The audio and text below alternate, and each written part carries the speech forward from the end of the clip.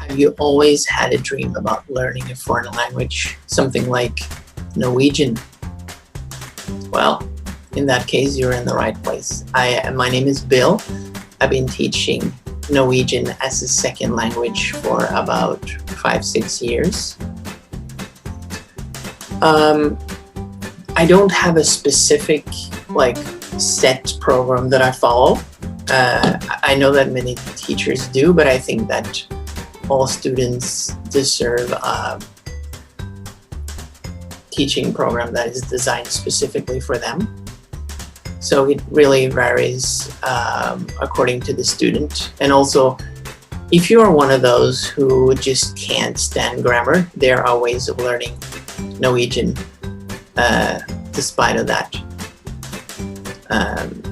You could learn the native way, which is a different way of learning a language, but it works if you know how to do it.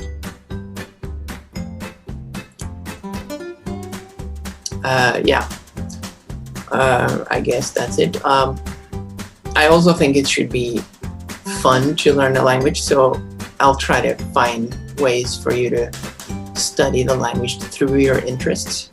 Okay, well, I'll see you in class.